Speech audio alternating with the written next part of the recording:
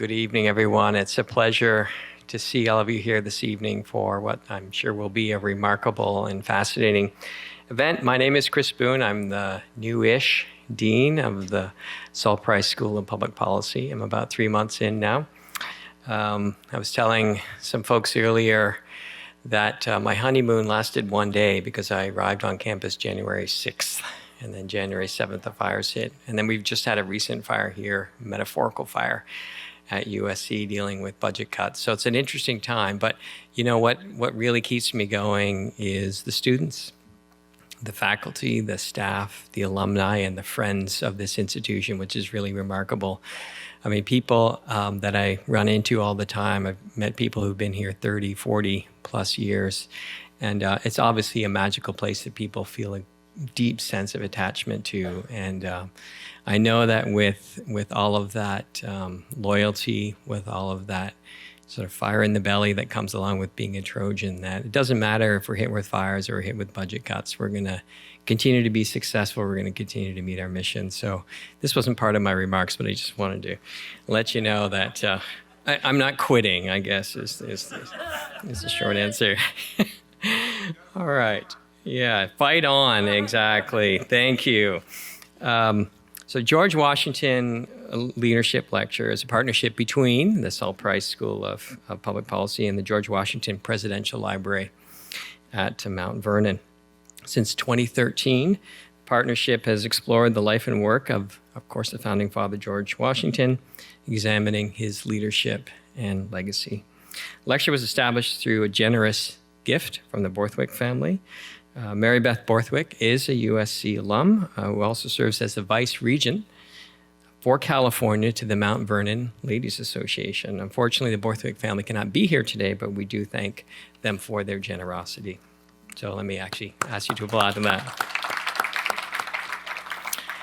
So tonight's discussion is about the presidencies of George Washington and also that other fellow named John Adams and how their leadership and legacies defined the office for those who followed and ensured the survival of our American Republic. Ensured the survival of our American Republic. I'll repeat that. This discussion features, you take that as you will. This discussion features Professor David Sloane, a dear friend, the Price School Chair of Urban Planning and Spatial Analysis and facilitator of this extraordinary lecture series. David's joined by Lindsay Chervinsky, presidential historian and executive director of the George Washington Presidential Library. As an author of an award-winning book, are you going to have signed copies or copies to sign later? I hope you do. The Cabinet, George Washington and the Creation of the American Institution. I think we say it's safe to say that that Lindsay certainly has the expertise to be able to participate in this discussion, as does David. So with that, I'm going to hand it over now to David and Lindsay to lead us in what's bound to be a very fascinating conversation. Thank you both. Hi, how are you tonight? It's good to see all of you. Thank you for making the trip through the traffic and everything else. Welcome to the USC portion of the George Washington Lecture Series. We do, in the fall, we go to Mount Vernon, and in the spring, we come to USC. And it's been a remarkable experience for me, especially in the early years when we held it in the brand new George Washington National Library, which is gorgeous. As Dean Boone noted, in the series, we look at the legacy of George Washington in our contemporary society. And we've done this with farming, with foreign relations, with all sorts of different ways that Washington still lives with us through the days. But one of the ways is certainly now. It's really important. Tonight, with the help of Lindsay Chervinsky, we will be exploring the development of the American presidency, especially the precedents that Washington, Adams, and Jefferson created as they began to construct the presidency in our new republic. We are going to focus on John Adams more than the other two, using Lindsay's wonderful new book. Here's my signed copy, making the presidency John Adams and the precedents that forged the Republic. Now, Lindsay and I are both trained historians. And some of you may be thinking, oh boy, we're in for a long night. But you're going to be wrong, because we're going to talk about Adams and his contemporaries, and we're going to talk about January 6, 2021, and what we're going through today. Real quickly, I'd just like to add to what Chris said, and that is that Dr. Chervinsky is the executive director of the Washington Presidential Library. She has an earlier, really fascinating book on the cabinet, and that led her to create, and I may ask about this right at the end, an Audible course on the best and worst presidential cabinets in U.S. history. It's not actually supposed to be a laugh line, but I appreciate that is the response. Well, I was going to say, where's the current cabinet sit? But I'm not going to ask. In her spare time, she enjoys baking, hiking, especially with her quite lovely dog, I have to say, John Quincy Dog Adams. And if you want to see pictures of John Quincy Dog Adams, you can go to lindsaychervinsky.com, and there are a couple of really cute ones with him in his hat. So, tonight, John Adams. I think it's fair to say that John Adams is not like right on the tip of most people's tongues when compared to Washington and Jefferson, even Madison. You know, I looked him up, and Washington's number 1, Jefferson's probably number 5-ish, and Adams is number 15-ish, right in there. Yet you're fascinated by this dude. And so I'm curious, what led you to find him so fascinating, and why this book in this way? Well, first, thank you all so much for being here. Thank you to you and to Chris for having me. It's a delight. I lived here for a year in 2016, 2017, and that was when I picked up hiking, because I don't think you're allowed to live in Los Angeles and not pick up that activity. So it's a delight to be back. I'm also contractually obligated to say that Jefferson's ranking is way too high, and so that should be lower for sure. But we're going to get to him. I look forward to it. I will not pull any punches. So, you know, I finished my first book on Washington, and I had written about the creation of the president's cabinet and all of these precedents that he had established, all of these things that he had done to fill out the contours of the presidency that were not written down, that were not in the Constitution. And then he left, and that is a remarkable thing that I know we will talk about more. But then I started thinking about, you know, what comes next? Precedents are only precedents if they are repeated several times over the course of decades and centuries. And it takes a long time for them to gain the significance and the importance of norms and customs. And so I started thinking about what would happen once Washington left, and he had such unparalleled stature. He was so well respected in a bipartisan way that whoever came after him was going to have a terrible time, just awful, because they were always going to fall short in comparison. They were always going to fail to live up to that lofty image. And so I started getting quite curious about what it would take for anyone to be second, to continue the practices that Washington had established, what that looked like. And then January 6th happened, and I realized that I was taking for granted the peaceful transfer of power.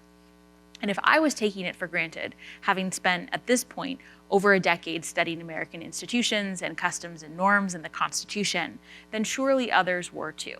And so I started to look for, where did the practice of a peaceful transfer of power actually start? Because it was not a widespread thing in the 18th century. And it turns out that if you're looking for it in that way, the first transition from Washington to Adams and then Adams to Jefferson were essential. And the common denominator in that is John Adams. And so I started to believe that his presidency was actually highly underrated and certainly underappreciated because of those contributions. So you now get a sense of the idea of a precedent. And what I'd like you to do, Lindsay, is to talk about a couple of those precedents.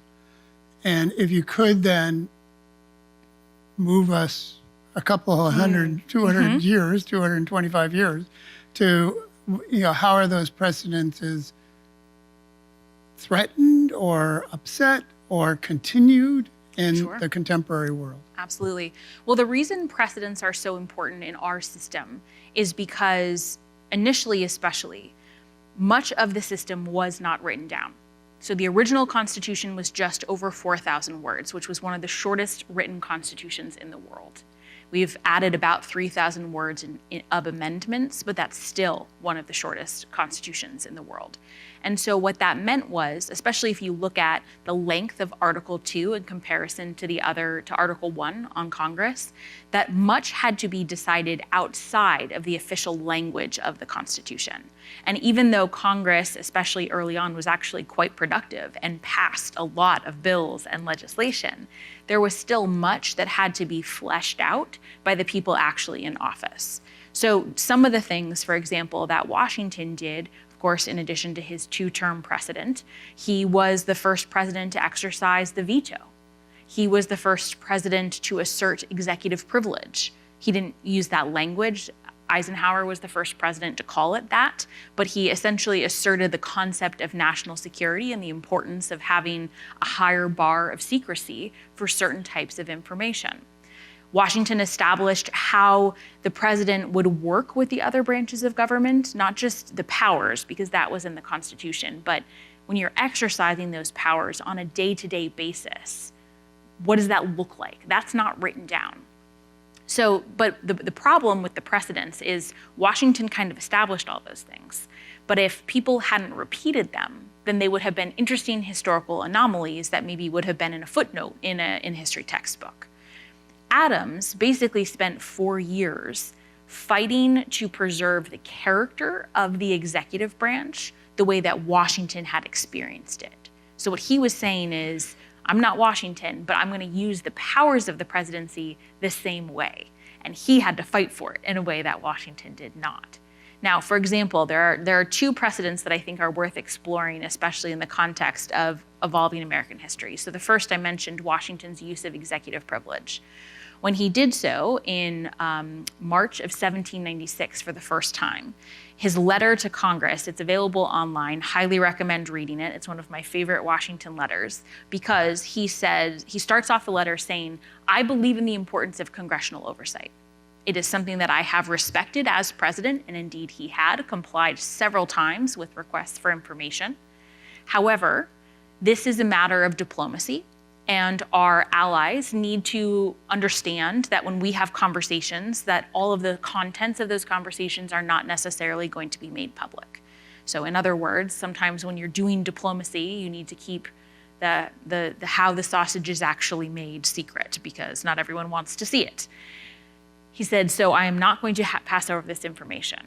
However, if this was an impeachment proceeding, that would be a much higher level for me to have to surpass in order to demand secrecy, and I would turn over these documents. So what he was doing was he was establishing a difference between regular oversight and impeachment. I think he was also kind of daring Congress to impeach him, which obviously was not going to happen, and he knew it, and indeed they backed down right away. He then said at the end of the letter, I was at the Constitutional Convention when we were deciding which branches had a role in foreign policy, and the House has no role. You are trying to usurp constitutional powers you do not have. And if you don't believe me, you can come see the journals of the Constitutional Convention, which I have at the State Department offices. It's about as close to like a mic drop moment as Washington would get. It's very snarky for him, and he's not usually snarky. But executive privilege as a concept has evolved over time. Most presidents up through, let's say, the end of the 19th century used it relatively sparingly and typically used it in moments that did have something to do with national security or wartime prosecution of the war efforts. That started to increase in the 20th century, especially when you had the proliferation of what we would call sort of the war departments or the national security departments, the National Security Council, the National Security Advisor. As we had a bigger intelligence apparatus, the use of executive privilege expanded and has been recognized by the Supreme Court as well as sort of checked in certain areas. It is in recent administrations, it has been used even more frequently, and I think that we are still seeing a test of what are the actual limits that are recognized by the court. And this is one of those things because the terms executive privilege are not in the Constitution. They're not there. The concept isn't even mentioned in the Constitution. And so this is a concept that is constantly evolving and in tension between the branches, and therefore means that when someone tries to assert a new use of it, we don't necessarily know if it's right or wrong or if it's going to be approved or not because it is ongoing contestation. The second thing that I think is worth mentioning occurred in Adams' presidency, which is that Washington had never fired anyone. When he was disappointed in someone, they were so horrified, they just quit. And so the concept of whether or not a president can fire a cabinet secretary without the Senate's participation was an open question. Not in the Constitution. In fact, the executive departments are mentioned in the Constitution, but not how many or what kind or how they were to be nominated or removed.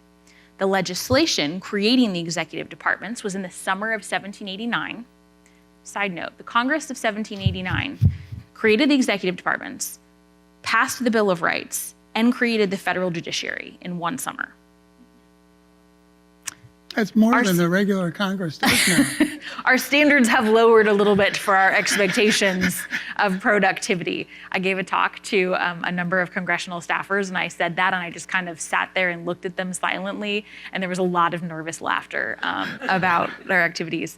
Anyway, I digress. So the bills that created these executive departments, they did not say how the secretaries were to be removed because Congress couldn't agree.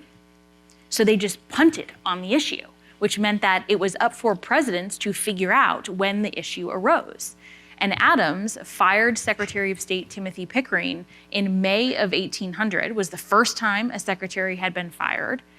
And there was some discussion about whether or not the Senate would push back on that, whether or not the Senate had to have a role. And ultimately, the Senate acknowledged the replacement appointment, who was John Marshall, and approved John Marshall, which meant that there was now a precedent of presidents being able to fire people without any congressional participation. And to this day, it is the Supreme Court's interpretation thus far that the president can remove most executive officers that are political appointees without any congressional participation. Now, additional legislation has been passed that created a separate section of appointees, which are the civil service, and the civil service are appointed through different mechanisms and therefore are removed through different mechanisms. But that was the product of congressional legislation as well as Supreme Court decisions, especially during the Nixon presidency. But that is something that we are seeing being tested right now and is actually in court. There are a series of court cases right now reviewing those decisions. Sending the email to the head of the Atlantic that's not part of the national security requirements there. Sorry.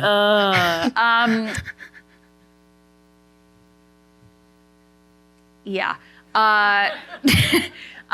No, Signal was not a regular part of their communication practice, although I do think they would have really liked to have more immediate forms of communication. What's interesting is that,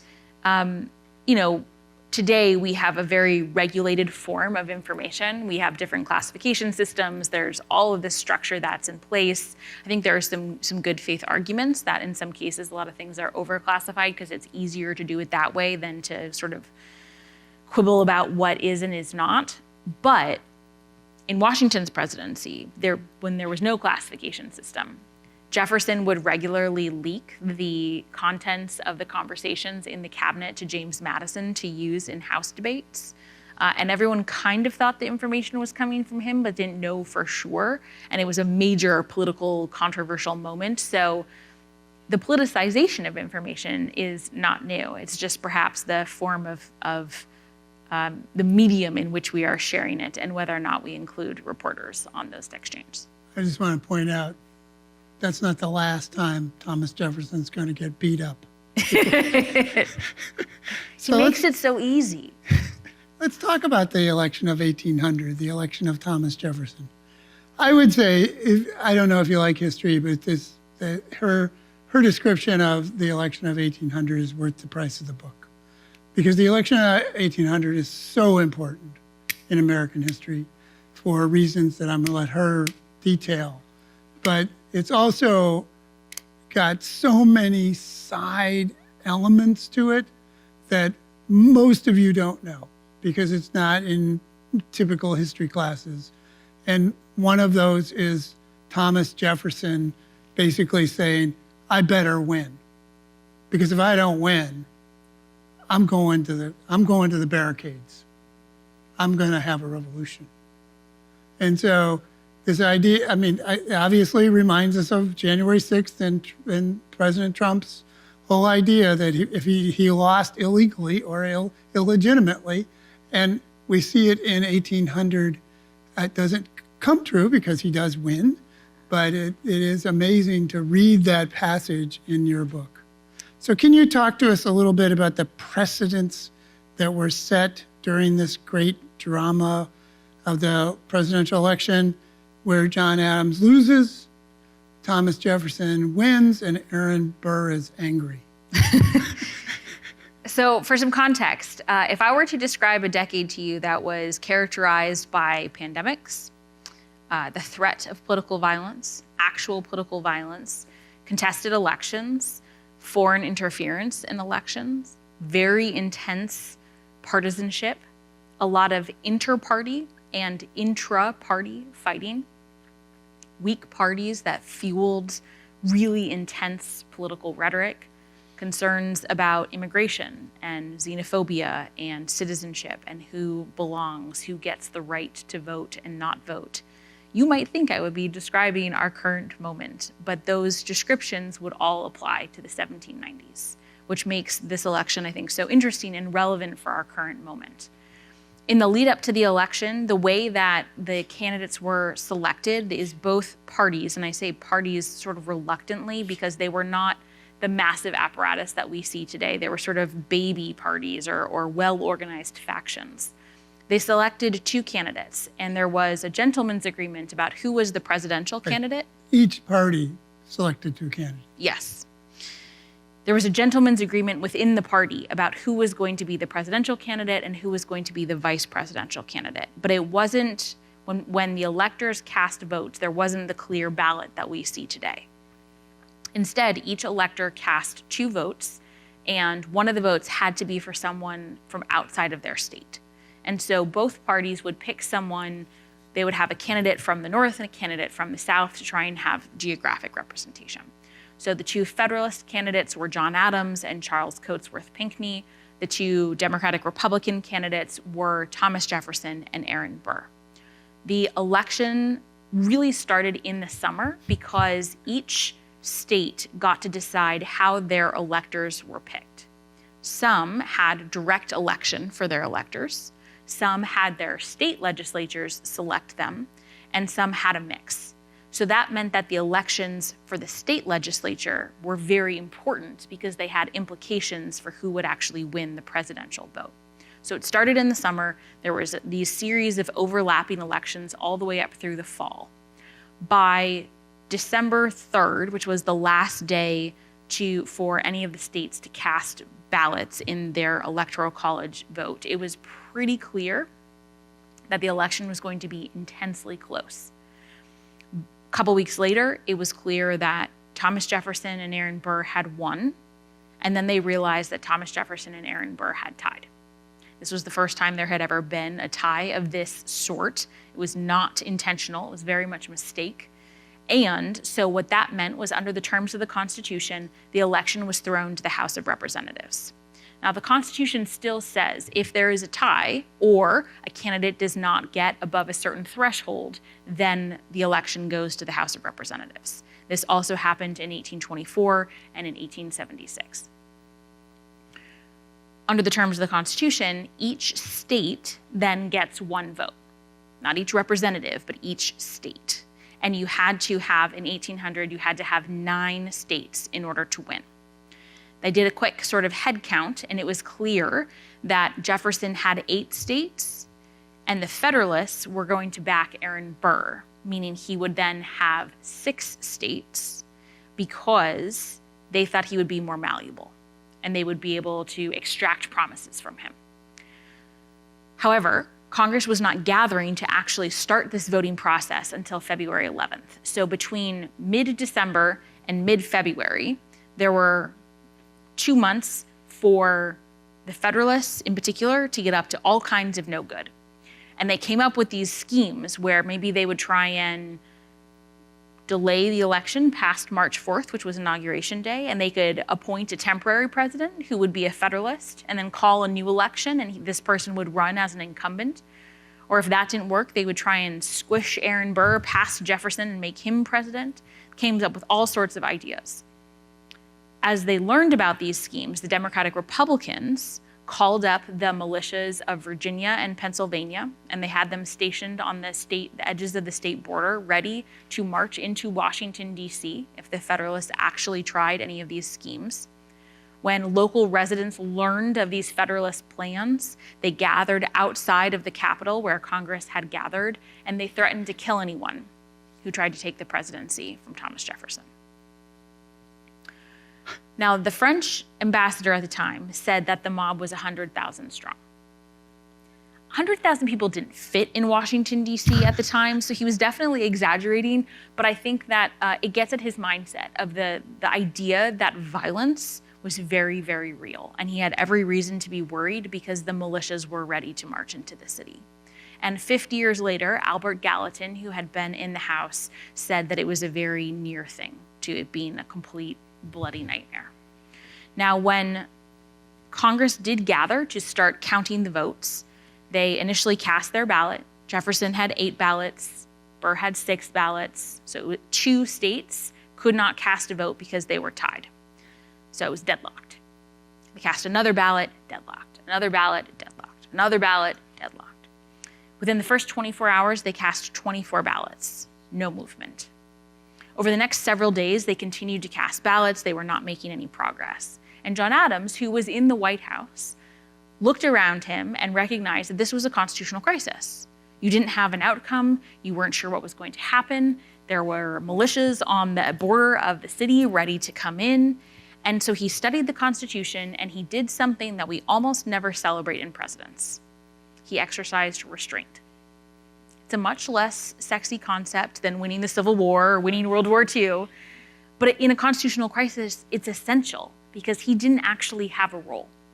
So he invited Thomas Jefferson over to the White House for dinner. He assured him that Adams believed that Jefferson was the rightful winner, that Jefferson was the people's choice that had been the expectation, and that Congress would get there in time.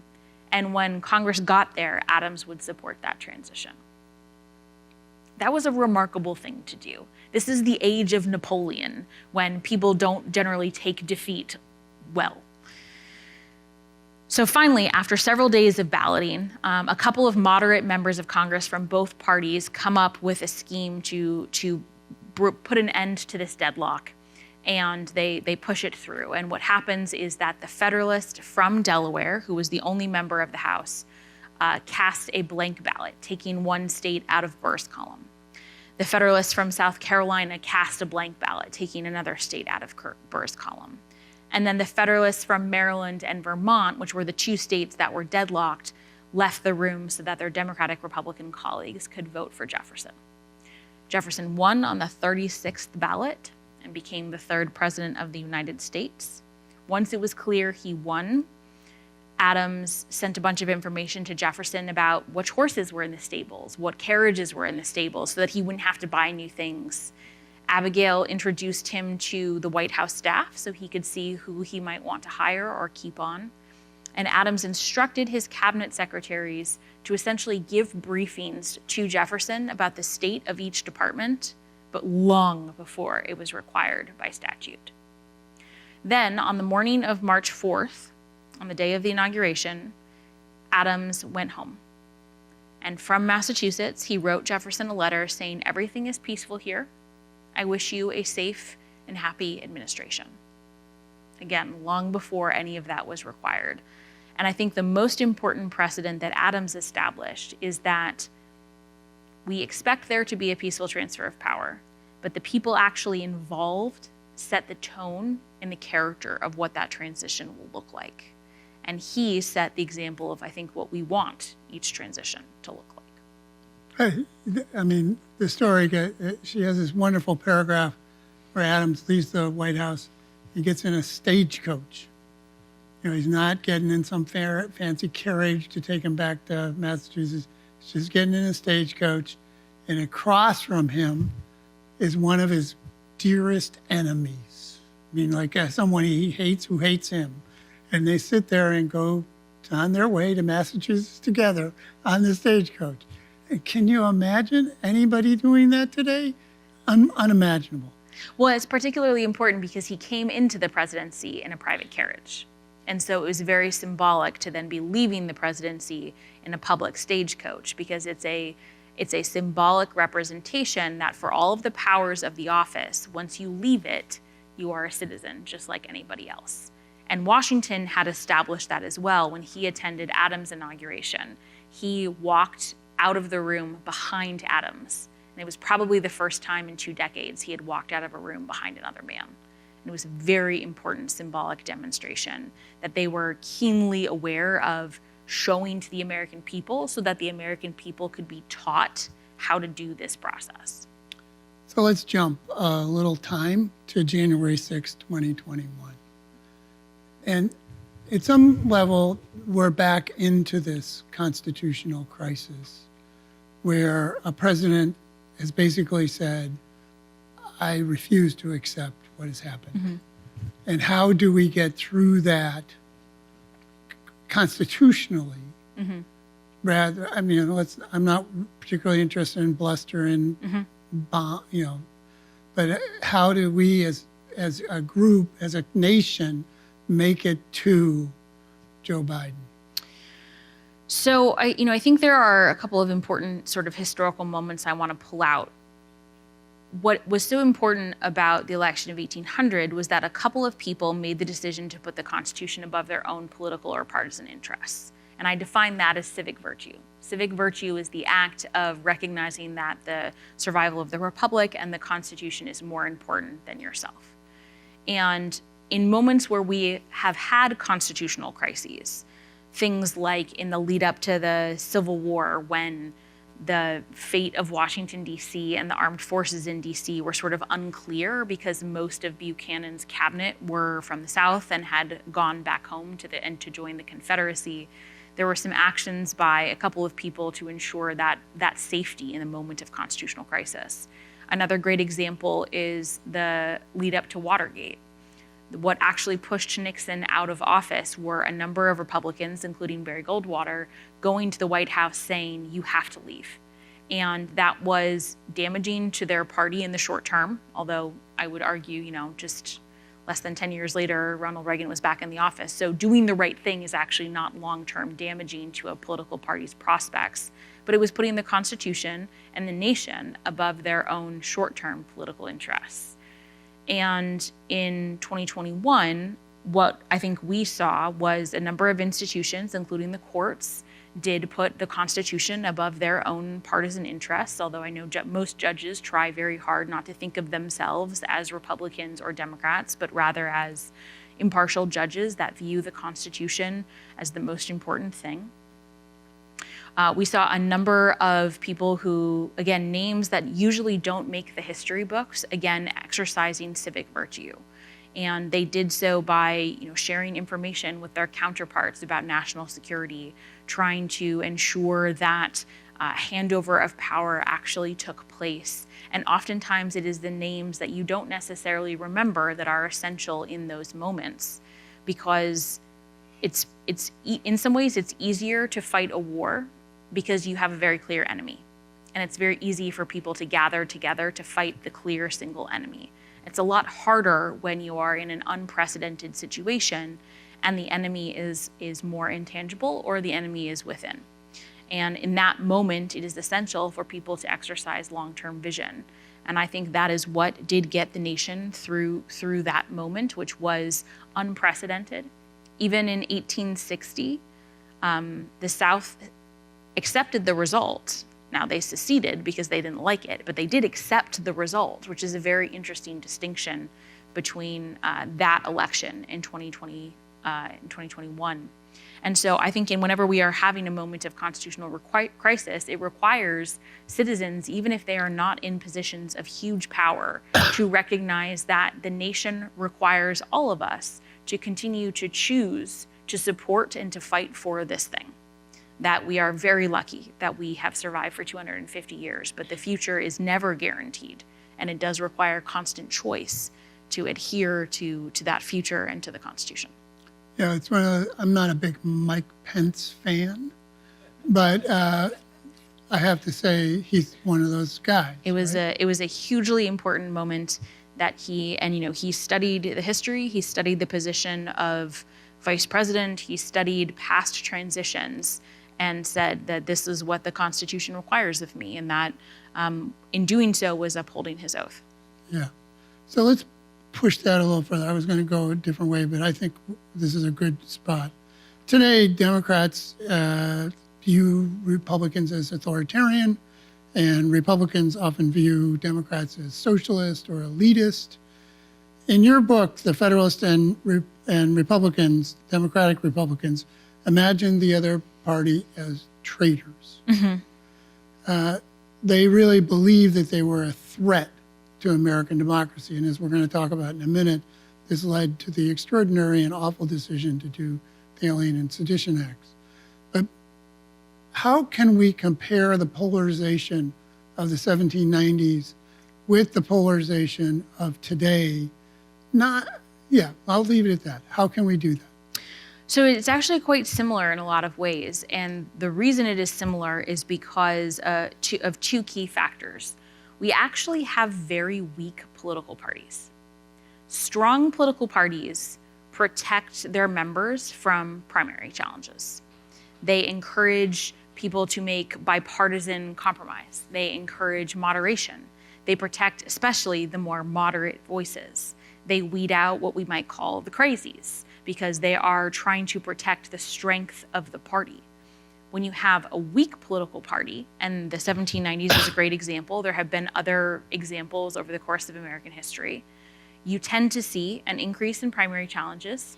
You tend to see the parties, or at least a party, pushed to the most extreme pole because the more radical voices tend to take over.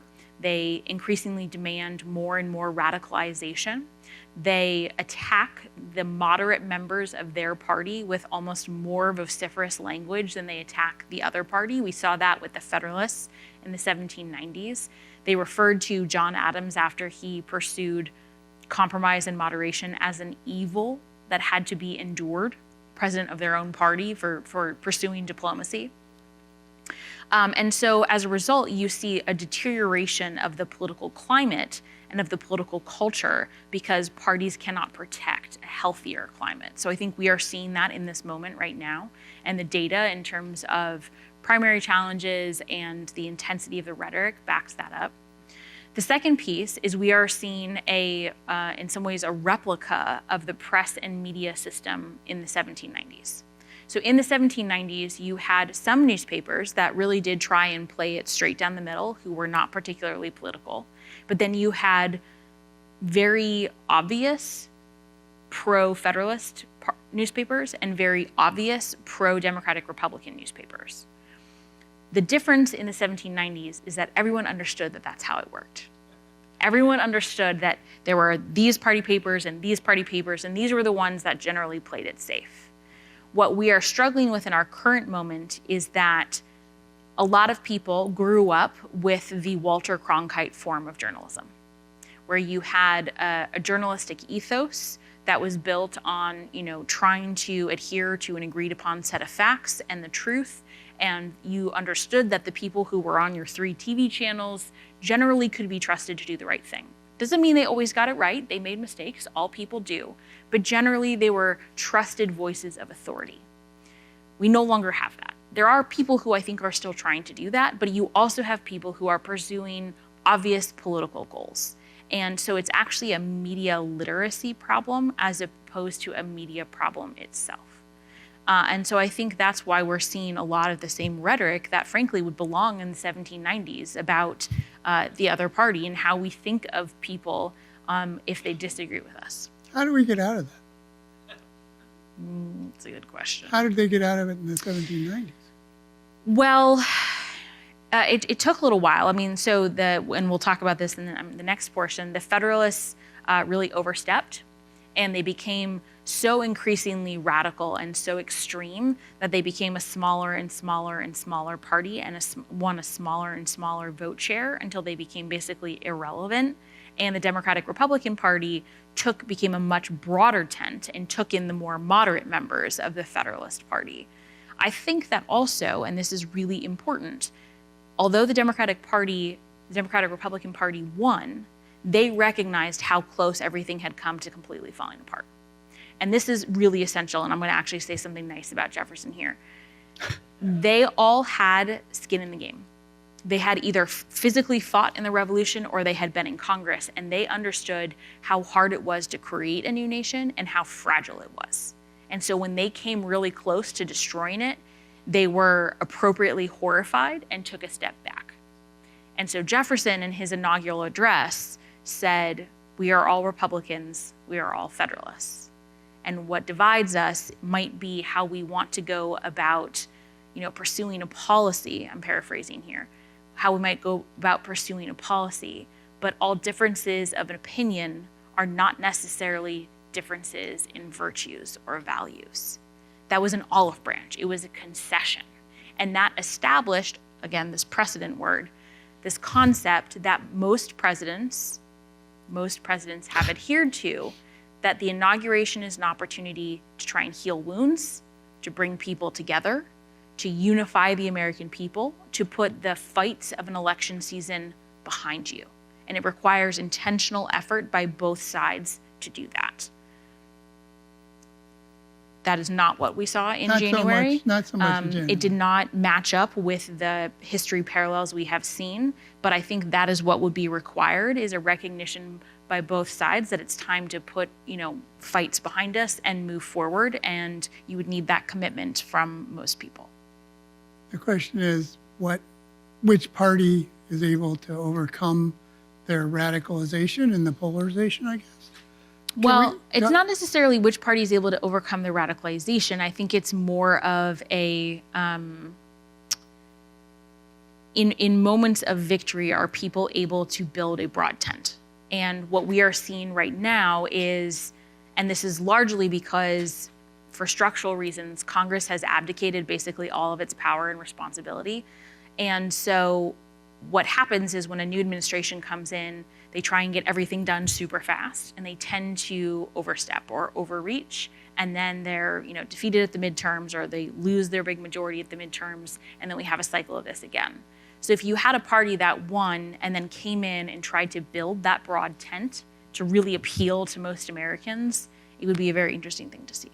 Yeah. I want to go to the alien, Yes. but I have to ask about the Federalists. Yes. Because I find this just so fascinating, and I'm curious to see if this could happen today. Essentially, what happens to John Adams is his own party rejects him.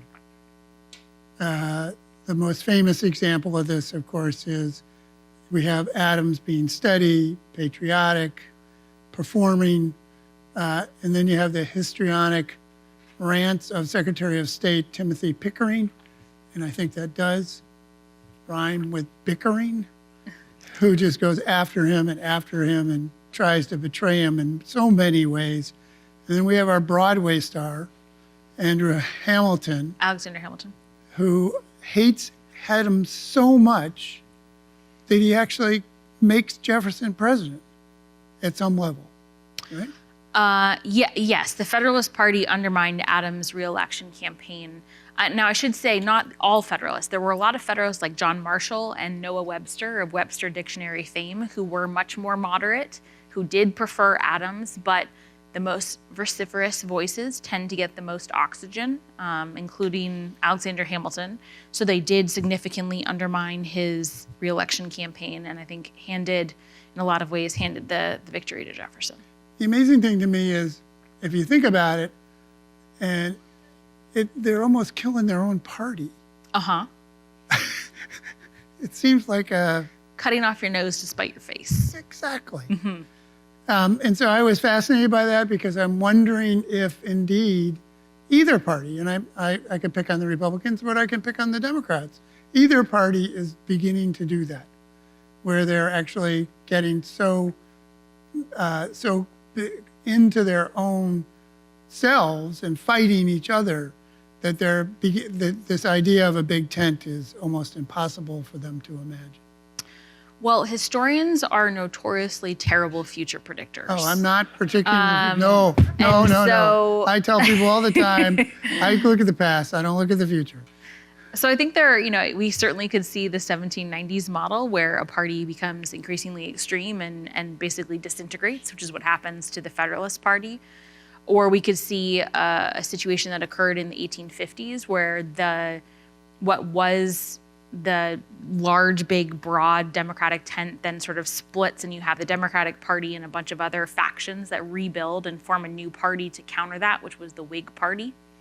So I think there are a number of different things that we could see happen.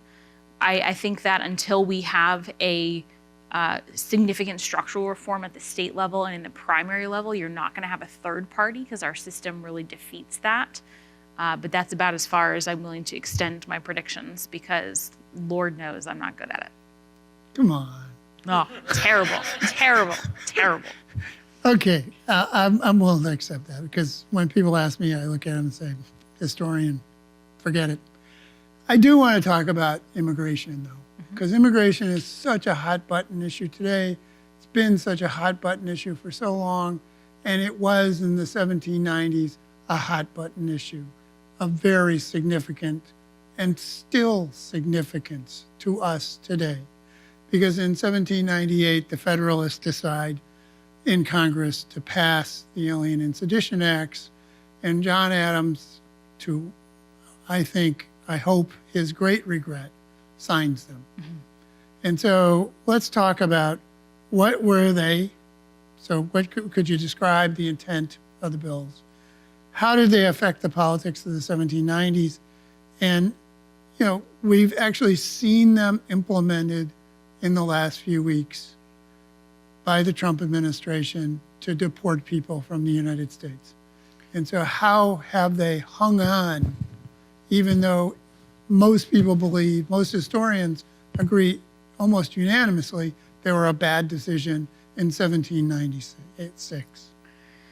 So the Alien and Sedition Acts were actually 4 different bills. So the first bill was a Naturalization Act, which made it harder to become a citizen. It increased the amount of time you had to be in the country from 5 to 15 years, and that was because immigrants tended to vote for Democratic Republicans. And so the Federalists wanted to make it harder for them to vote. Then there were 2 alien bills, and this is really, when I was writing this, I expected the Sedition Act to be more relevant, but again, terrible future predictor. So who knew that the Alien Acts would be so unbelievably relevant? Now, the 2 bills came from very different places. There was an understanding that in the event of war, and there was a high threat of war with France at the time, there were thousands and thousands and thousands of French citizens in the United States, and some were still loyal to France. And so there was a concern that some of those individuals might need to be removed. The Democratic Republicans put forth the Alien Enemies Act as a bipartisan war measure. It required a declaration of war by Congress against a foreign nation or government in the event of a declaration of war by that country or a foreign invasion by that government. It also provided for due process once the deportation proceedings began. So these people were not deported without any sort of judicial review. Again, bipartisan bill. That was seen as a very reasonable war measure because it had all of these protections built in. The Federalists then wanted to go one step further, and so they passed the Alien Friends Act, which did not require a declaration of war and basically allowed the president to deport anyone at will. That bill expired at the end of Adams' presidency, and he felt that it was although he did sign all of these bills, he never used that authority. So no one was deported under that bill, and no one was deported under the Alien Enemies Act because Congress never declared war.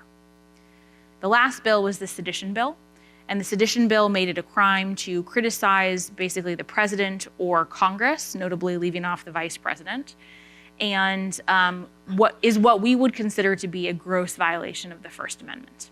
A really important piece of context, however, I think is worth noting. Our understanding of the First Amendment and the carve-outs of those protections were not yet on the books. So today, you're not allowed to shout fire in a crowded theater.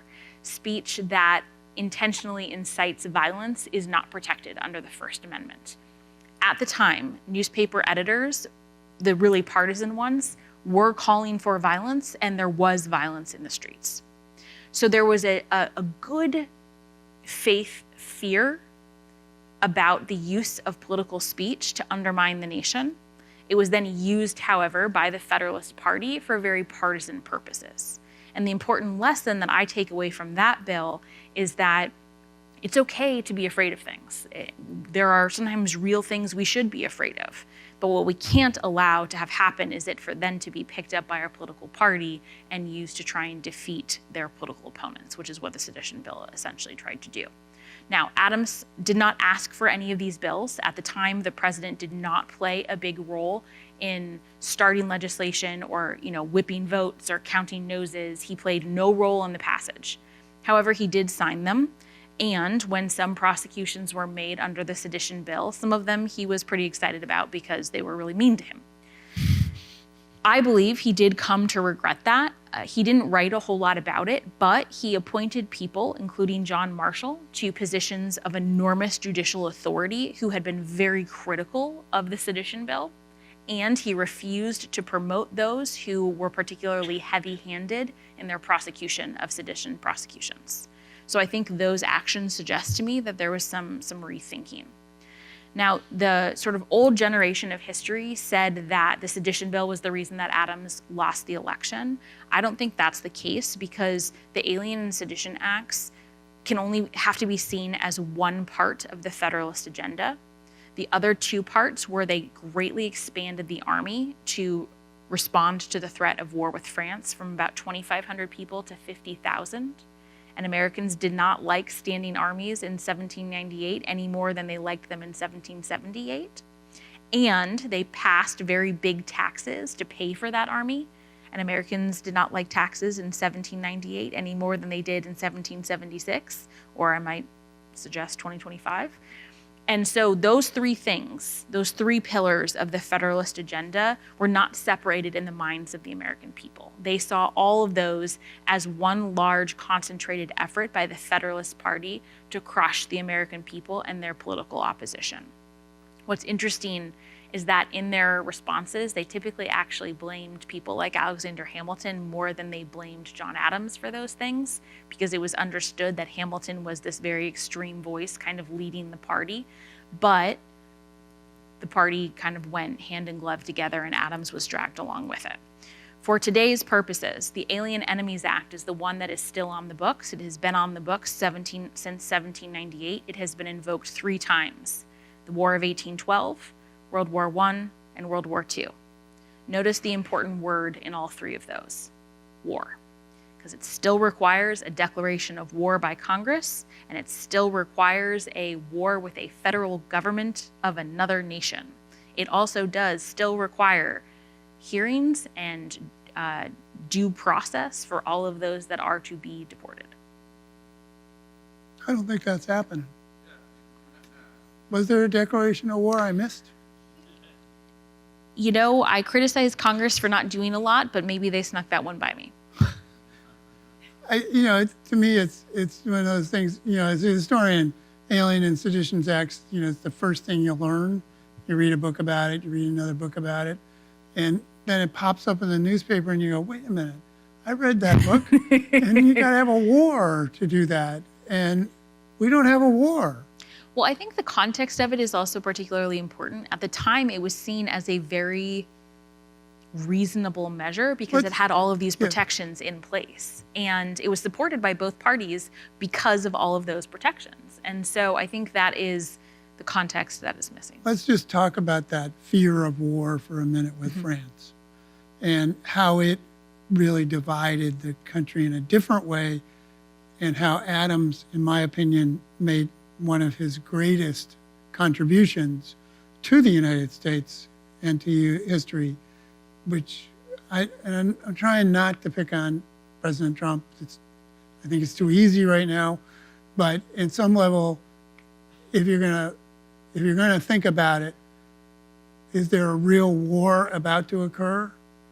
It's possible. I mean, there may be one out there that we don't know about, but in this case, there really was a fear of war. Yes. So France was really annoyed with the United States about a treaty it had signed with Great Britain called the Jay Treaty. And they had started to seize American ships, imprison American sailors, and sell off the goods and keep the profit for themselves. This was obviously extremely unpopular behavior with the Americans, who wanted their ships back and wanted their family members back and wanted their stuff. And so Adams sent a 3-person delegation to Paris to try and come up with a diplomatic solution. They were treated with horrific harassment and were never actually accepted as official diplomats and were eventually expelled from the country, which is one step short of an official declaration of war under diplomatic international code. And so when word was received about the treatment they received and about their the expelling of these diplomats from France, it was very clear to people that France had hostilities in mind, and they were expecting a declaration at any point. So Congress passed the Alien and Sedition Acts, but they also increased the Army. They created the Naval Department for the first time. It was the first time we had a Naval Department. They increased the size of the Navy. They boosted coastal defenses. And so it seemed that war was imminent. Adams did not ask for a declaration of war because he was trying to make sure that the diplomats were actually out of the country and safe first. And then he started to receive back-channel intelligence that France had really misunderstood the state of the United States, and that France really actually didn't want war. They just thought that the United States was weak and could be bullied. And when the United States responded with incredible strength and defensive measures, they backed down and said, no, we actually really want diplomacy. And if you send more people over, we will treat them with respect.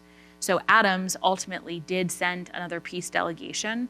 It was extremely unpopular in certain wings of the Federalist Party because that extreme wing was using the Army as basically a spoils system for the Federalist Party, and they wanted to keep doing that. And if there wasn't going to be a war, then the Army was going to disintegrate. And so it really did split the party, but it led to the Treaty of Mortefontaine. It produced peace, which Adams thought was his greatest contribution.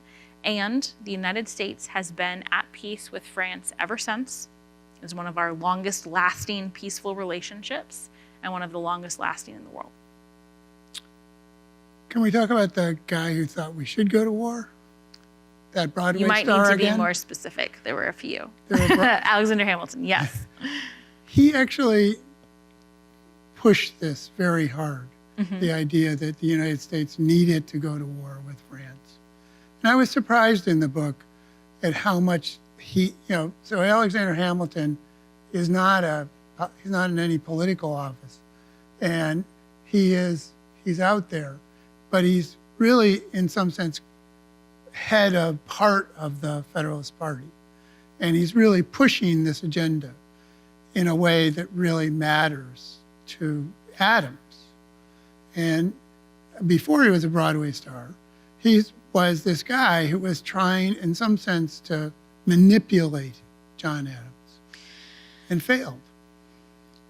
Yes. So he was really, I think, seen as the ideological head of the Federalist Party, and many of the members of Adams' cabinet were quite loyal to Hamilton, really viewed him as the heart of the party, and took marching orders from him behind the scenes in a way that Adams initially didn't really know was happening. And so when Hamilton said to do something, they would often copy what we would consider to be copy and paste. They would basically copy out whatever Hamilton said, and they would put it in their official letters to Adams about the advice for what he should do. And when initially Hamilton and Adams were in agreement, that was fine. But as the presidency continued, then Hamilton and Adams started to disagree, and it led to a lot of cabinet conflict. And this culminated right before Adams sent that peace delegation, the second peace delegation, to France, in which Hamilton basically stormed into Adams' office and lectured him about foreign policy and diplomacy and the likelihood of a war with France and all of these things. And Adams is sitting there going, "You have never held a position of diplomacy. You have never been a diplomat. You were born in the Caribbean, but you haven't left the country since you came here as a teenager." And meanwhile, Adams had been the minister to London, the minister to France. He had been in Spain. He had been in the Netherlands. He had drafted treaties.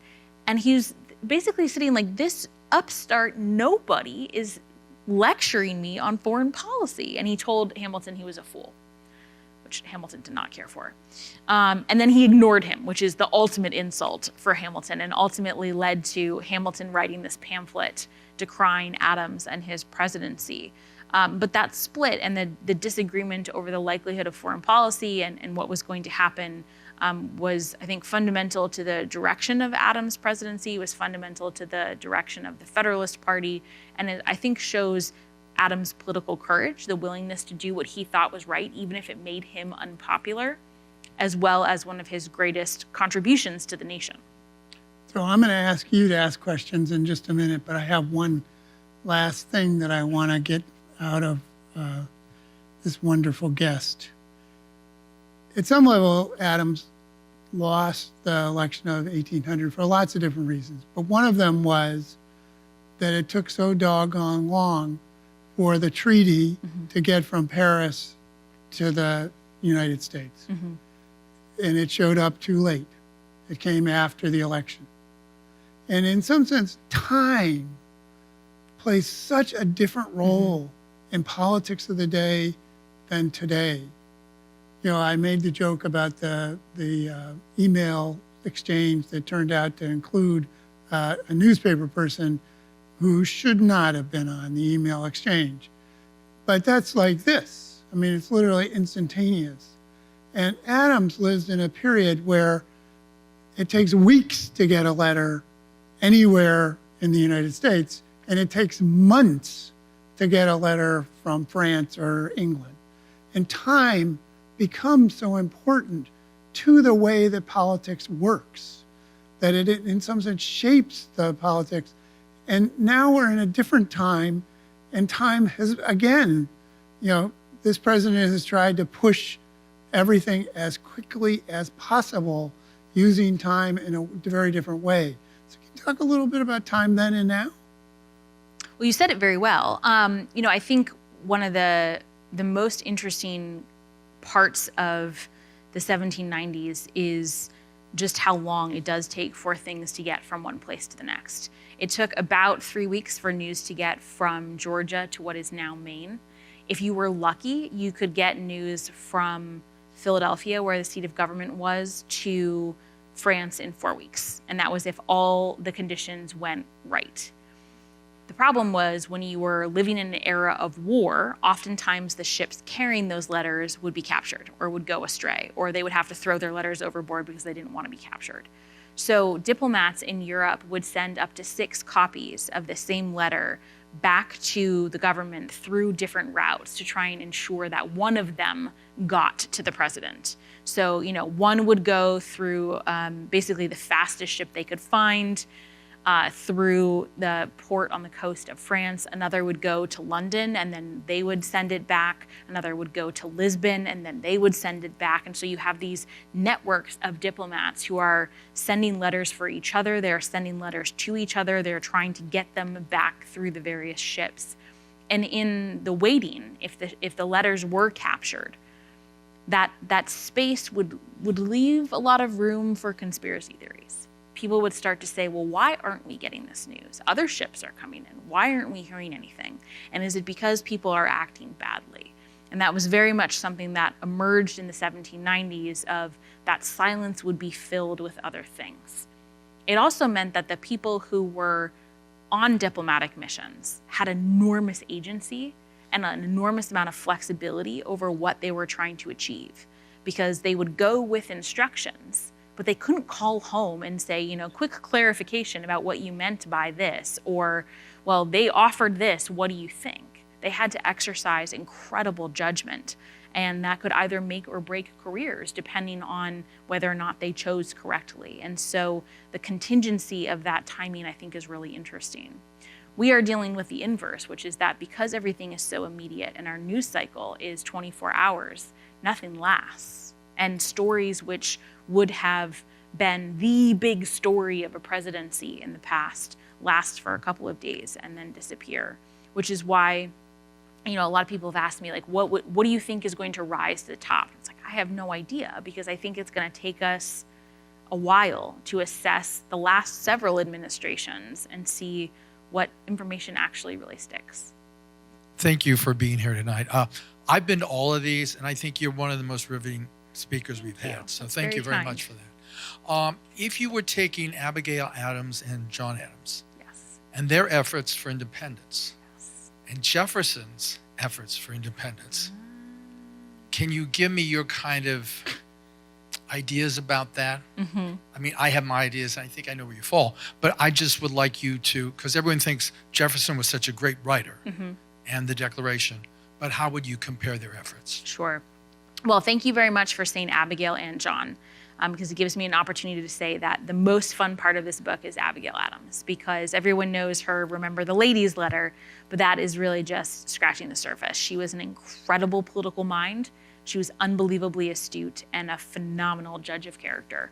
And so she was Adams, they accused him of having a cabinet of one, and it was the most accurate criticism levied against Adams, because she was his number one advisor on all things, and was whip smart and had the best insults. So her letters are really amazing. If I could, there's a wonderful line from one of the Federalists who was really upset with John Adams. We heartily wish the old woman had been with the president this summer to prevent him from these dastardly things. So everyone knew that she was this person. She was important and she was central to his thinking. And I say that as a way of saying that the project of independence, the experiment of the Union, the survival of the Republic was always an Adams family project. It was not a John Adams project. It was an Adams family project. The Declaration of Independence is quite irrelevant when it comes to the story of American independence, because the war had already been going on for 15 months at that point. And it was largely a document that spoke to international audiences. It was justifying their rebellion to other monarchies, explaining why they were not being radical anarchists, trying to tear down monarchy in general, but instead, in this one instance, they were justified in their actions as a way to try and get support from France and Spain for their war efforts. Internationally, it was hugely impactful because the rhetoric of the Declaration of Independence was used by generations of revolutionaries around the globe. So internationally, I think Jefferson has a much larger claim to fame. Domestically, his revolutionary experience was relatively unremarkable. Of course, he was the primary drafter of the Declaration, but as you all probably know, he did borrow a lot of language from other great writers, as many great writers do. And he did have the editing assistance of John Adams and Benjamin Franklin and the Continental Congress. His tenure then as governor of Virginia was abysmal. He had the very poor fortune to be governor when the British invaded the state twice. And to his credit, the state did not have particularly strong executive power or a whole lot of state armies, and so the state offered very little resistance to the British invasion. He then went to France and was there at the end of the war, but the Treaty of Paris, which ended the war, was largely negotiated by John Jay and John Adams. John Adams was the manager of the cast of characters that started the concept of independence. He was the one that got Thomas Jefferson to be the drafter of the Declaration. He was the one that got George Washington appointed as commander-in-chief of the Continental Army. He pushed and nagged and needled and pulled along those who were uncertain about independence. He was on every single committee, including the committee to reform committees, because there were so many committees.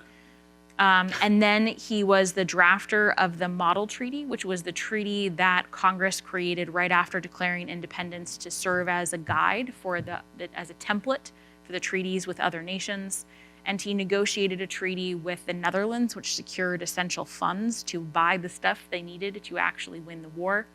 And then he and John Jay formed a formidable pairing to end the war on terms that were highly favorable to the United States. So I will always make the argument that George Washington was the indispensable man to the project of American independence, but if it comes between Adams and Jefferson, my vote is pretty clear.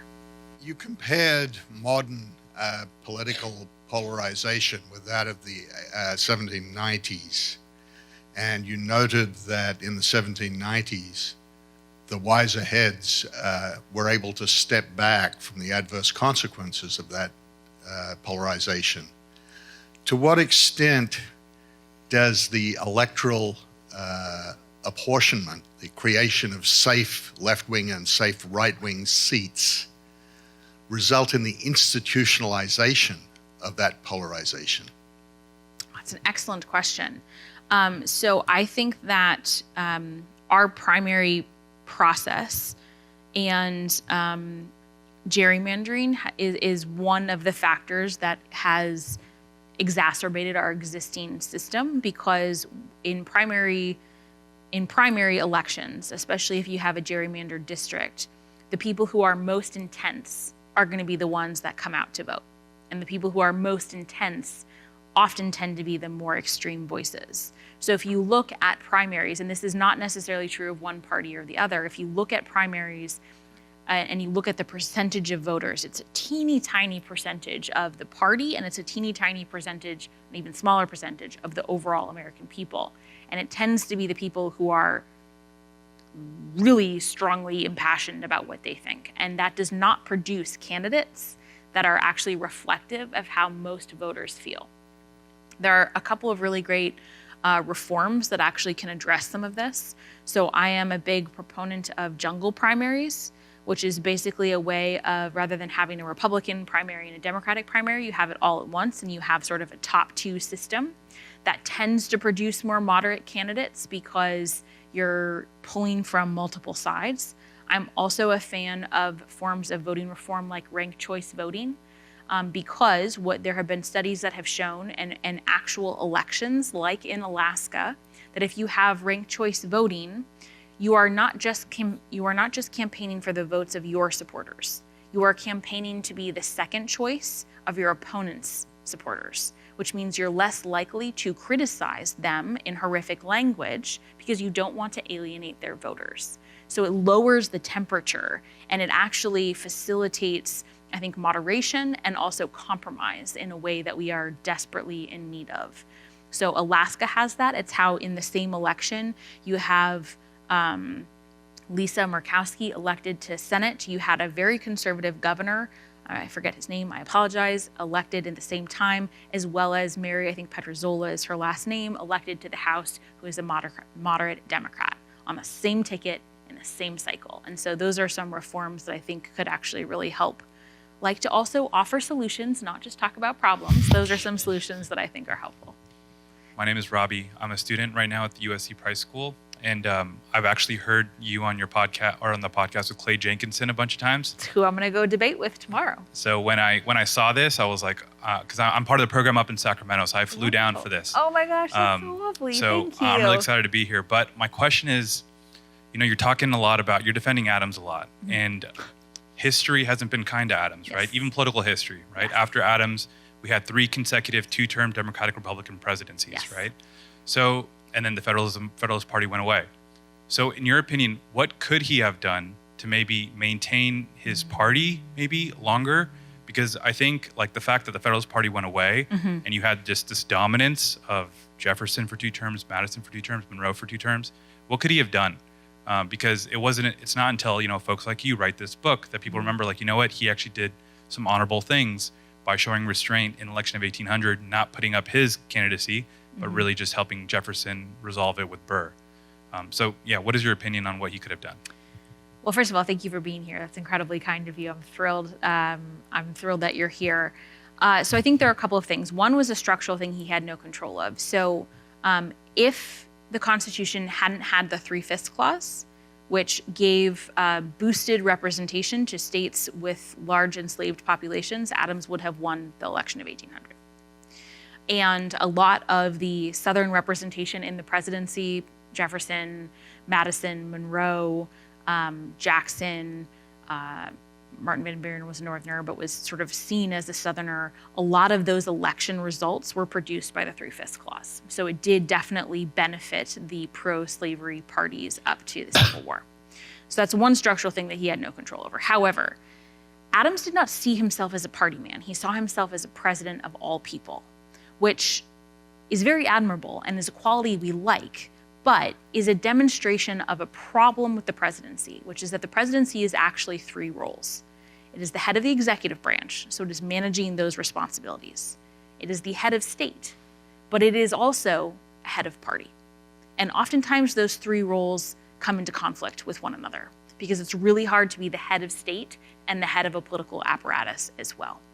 And so Adams did not see himself as the head of party, and so didn't advocate for himself as such. He didn't try and make himself the spokesperson. He had no interest in that. He was not trying to cultivate political networks until too late, and in doing so, sort of ceded that ground to Hamilton. Now, in terms of his legacy, I have to say one bit of it, which is that because the Federalist Party kind of died and was also always associated with Hamilton, there wasn't a party that was vouching for Adams' legacy in the way that the Democratic Party vouched for Jefferson. And Adams had the very poor luck to live at the same time as 2 of the all-time greatest American propagandists, Alexander Hamilton and Thomas Jefferson. They were brilliant writers. They were unbelievably savvy about politics, and they were both writing terrible things about John Adams. And historians generally, when they're studying Jefferson and they're studying Hamilton, take them with a grain of salt. They recognize that they are prone to exaggeration. Sometimes they lie. Sometimes they're very self-serving, especially when they're producing political tracts in the midst of an election season. We've seen what election rhetoric looks like. And yet when it comes to their descriptions of John Adams, historians tend to take them at face value.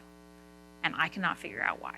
So that is one of the reasons that Adams' legacy has, I think, really been tarnished. So I think that had he wanted to have a better legacy, he had to be thinking in those terms. And he thought it was for future generations to assess his legacy. So I'm trying to do so now. It maybe took a little bit longer than he expected, but doing what I can. I was a little surprised to hear that our great ally during the War of Independence became on the edge of war with us. And so I wondered, how did the presidents set precedent for their foreign relations? And have any of those precedents helped through the years, and what could we learn from that now? Because that seems to be a problem again. That is a wonderful question. Thank you so much. So in Washington's farewell address, he warned against permanent alliances. And this is a phrase that has been, I think, quite misunderstood. He was thinking, when he wrote that, of the 1778 Treaty of Defense that was signed with France, that obligated us to go to war with France anytime it was attacked, even if it had nothing to do with American interests. And that caused a lot of the tension between the United States and France starting in 1795. What he was saying was that it is good for a nation to go to war to defend its interests. It is good for a nation to go to war to defend its own sovereignty and security. It is important for a nation to engage internationally in the world of ideas and economic trade and exchange. So this was not an isolationist sentiment, but it was saying we should act in our own best interest. That was absolutely Adams' perspective as well. He believed that neutrality generally was beneficial to the United States, would allow the economy to grow, the country to get stronger. There was no need to go to a war if it didn't make any sense and was not in our best interests, and he didn't think that war with France would be in our best interests. But again, was not an isolationist. That concept generally was the defining concept for 19th century foreign policy. Yes, Americans should exchange in economic goods and trade and ideas, but generally shouldn't go to war beyond the borders of the Atlantic unless it really made sense and our interests were threatened. And many presidents refer back to the farewell address as justification for that position. Obviously, that shifted a bit in the 20th century with the concept of a world war. And after World War I, there was an actual isolationist retrenchment saying we should never go to war because it produces poor choices. World War II kind of created a new diplomatic order, a new world order in which it was clear that even if a war was going to take place in Europe, we couldn't hide behind the safety of the Atlantic or the Pacific with the advent of airplanes and weapons that could reach our borders. And so there's been a rethinking of that structure. But I think the fundamental concept of Washington's foreign policy and Adams' foreign policy is actually really a good one. It's a sensible, realistic, self-interested policy that recognizes that we cannot hide behind our borders, but we also don't need to pick fights unnecessarily. It values allies and what they offer us and how it makes us stronger. And they valued allies for those reasons. And so I think it's a very sensible approach.